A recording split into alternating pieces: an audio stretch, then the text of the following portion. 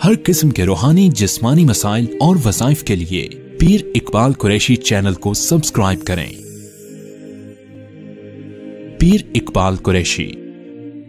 بسم اللہ الرحمن الرحیم۔ رزق ہر انسان کی ضرورت ہے، اور یہ انسان کی جو ہے اللہ نے جبلت میں چیز شامل کی ہے کہ وہ رزق کے لیے طلب کرتا ہے، بھاگ دوڑ کرتا ہے، یہاں تک کہ اپنا وطن چھوڑتا ہے۔ اس کے لیے بعض اوقات جو ہے انسان نافرمانی تک کر بیٹھتا ہے۔ یاد رکھیے، وہ رزق جو انسان کو اللہ کی اطاعت کے ساتھ ملے اس میں برکت ہوتی ہے۔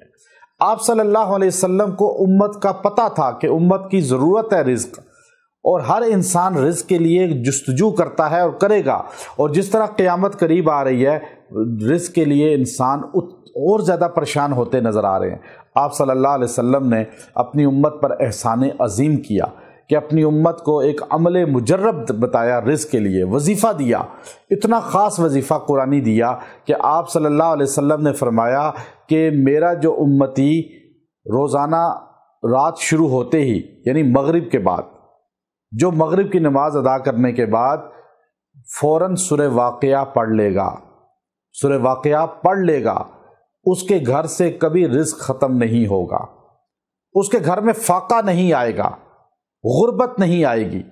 اب یہ دیکھیے نبی علیہ السلام کا احسان کہ آپ نے امت کو سورہ واقعہ کی تلقین فرمائی۔ قرآن پاک کی صورت ہے، آپ اس کو مغرب کے بعد پڑھ لیں، بچیوں کو تلقین کریں، عورتوں کو تلقین کریں، بچوں کو تلقین کریں، مرد عورتیں سارے مغرب کے بعد اپنا اصول بنائیں کہ سورہ واقعہ کو ایک مرتبہ تلاوت کرنا ہے۔ آپ کے گھر سے کبھی رزق ختم نہیں ہوگا، کبھی غربت نہیں آئے گی، کبھی تنگ دستی نہیں آئے گی، آپ کبھی کسی کے آگے ہاتھ نہیں پھیلائیں گے۔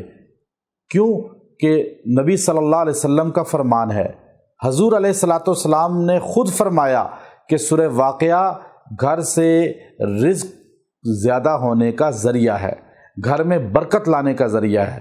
تو انشاءاللہ ہم اس عمل کو کریں گے تو ہمارے گھر میں اللہ رب العزت وافر مقدار میں رزق بھیجے گا۔ وآخر دعوانا ان الحمد للہ رب العالمین۔